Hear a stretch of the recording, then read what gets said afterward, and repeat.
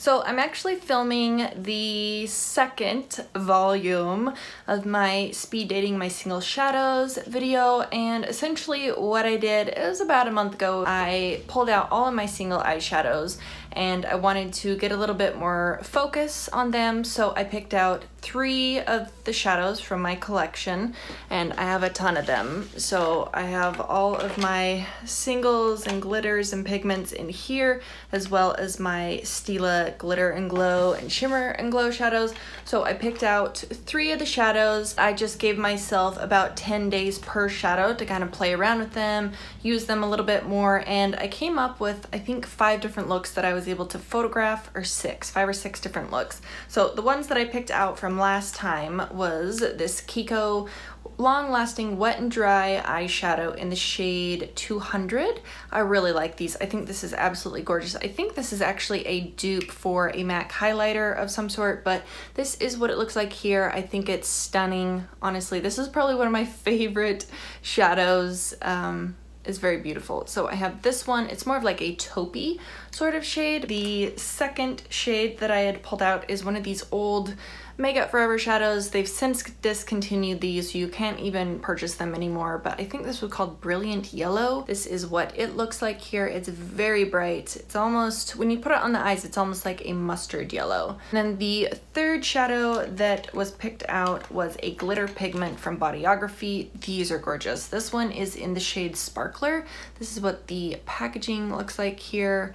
And I think the packaging is really pretty, honestly. It has the little stopper thing like the L'Oreal Infallible shadows, but you take that out and that is what Sparkler looks like. Ooh, it is gorgeous. So it's got all these little individual microscopic glitters in here, as well as just being like this beautiful pigment. So those were the 3 that I picked out last time. I do have some photos that I took, as well as any videos that I filmed while I was wearing these shadows with the looks. I'll include them down in the description box. I think there are 3 or 4 different videos that I can link down there for you guys, but I really enjoyed all 3 of these. The glitter pigment was the one that I used the least. So what I do is I either pick out 3 or 4 shadows for the whole month. If I pick out 4 shadows, then I only have 7 days to work with the single shadow, but I think that's enough to dabble in it and see if I enjoy it. I'll go ahead and insert some photos of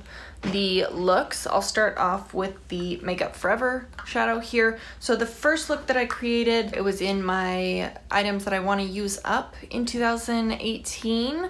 It was just a really neutral eye look, and then I had yellow blown out right at the inner corner. If I have a photo, I'll toss it off to the side there, but I think that was probably my favorite look with the yellow shadow. I just think it looked nice. The second look that I created with the yellow shadow, I did a whole get ready with me actually, and I'll link that down there like I mentioned, but I had way more of the yellow shadow on the actual lid, and I blew it out into the crease a little bit too. It was definitely a much darker look, and it wasn't my all-time favorite look, but I feel like it came together fine. I really like the yellow being used throughout the eye look instead of just at the inner corner. I definitely want to try and use this yellow shadow as like a transition shade. Maybe like with what I was using today, if I just had like an orange and a red or something, or orange and pink, I could use the yellow as a transition. I think that would be really nice. By the way, I do have a whole get ready with me with this eye look today. I will link that in the description box and the cards. The next one was the Bodyography glitter pigment. I actually filmed a video with this one too, but I had this all over the lid at the inner corner, and then I used some pinks and purples from the Anastasia Modern Renaissance palette. I'll toss a couple photos up here while I'm talking about it, and the pictures didn't turn out that well, but I absolutely love the look. I have my eye on some of the other shades that they have available. They're kind of pricey though, so I haven't bought any since getting that one. The Bodyography glitter pigment was sent to me well over a year ago, a long time ago, complimentary from Bodyography, and I got that through the Octoly website. They're so expensive individually. If they had a set out maybe around the holidays, I would definitely pick up a set. And then the last shadow that I have here, this is the number 200 from Kiko, like I mentioned, and I have two images, two different looks that I can show you. With both of them, I was using the Laura Mercier Caviar stick in Moonlight as the base, and then in one of the looks I used the Stila Shimmering Glow in Pigel. I'm not quite sure how you pronounce that, but I used this at the outer corner. Let me give you some swatches actually. This is the Caviar stick in Moonlight. It is very beautiful, catches the light in just the right way. This right here, this is the Stila Shimmer and Glow in Pigel. It is gorgeous. It's like the most beautiful reddish cranberry kind of color, and I just put that at the outer corner and kind of just blended it out a little bit. They were a little bit difficult to work with, blending those over the top of a shadow, but I mean, it worked. It wasn't my favorite look. My favorite look that I did with the Kiko shadow was actually in, I think it was the intro video for speed dating my single shadows. I'll link that up in the cards up there and in the description box, but I had this shadow all over the lid, and then I used MAC's eyeshadow in Swimming underneath the bottom lash line. They've actually discontinued Swimming, but Swimming is actually this one right here. I can't believe that they discontinued it. That is what it looks like. I just kind of plopped it underneath the bottom lash line, blended it out like I mentioned. I think they went together perfectly. Actually, this does have little micro shimmers in it, which is probably why they discontinued it, but I think it is a beautiful green. It's really hard to find greens that I love, but that is definitely one of them. So that was probably my favorite look overall with my little experiment, my speed dating experiment for the past month or so. So I'm going to be picking out 3 or 4, I haven't decided, 3 or 4 new shadows. So I have all of my singles right here. I've had a couple people mention that I should probably do this randomly, and I totally agree. I think that would be really fun, and I could probably come up with some really creative eye looks that way, but I do have a couple that I want to pull out specifically, and then I will do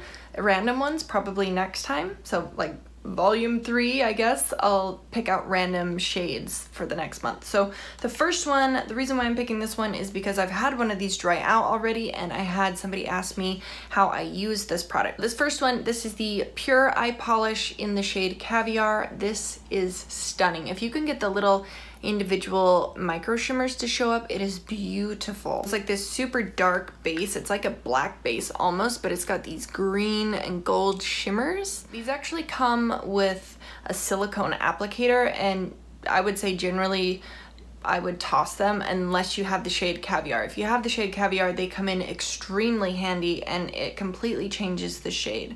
So if you swatch it out, you're like, oh, it's kind of pretty, you can kind of see it, but it's just really dark, right? This is the applicator here. If you look, this is what it looks like swatched out with my finger. It's pretty, but if you use the little applicator, do you see how intense that gold becomes?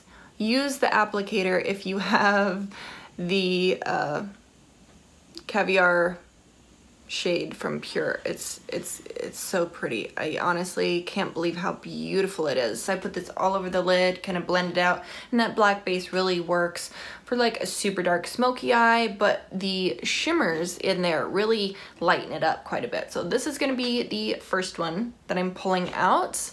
I'm also going to be pulling out this duo here, even though I call it a duo, it is a duo. It's in with my singles because I mostly just use the one shade.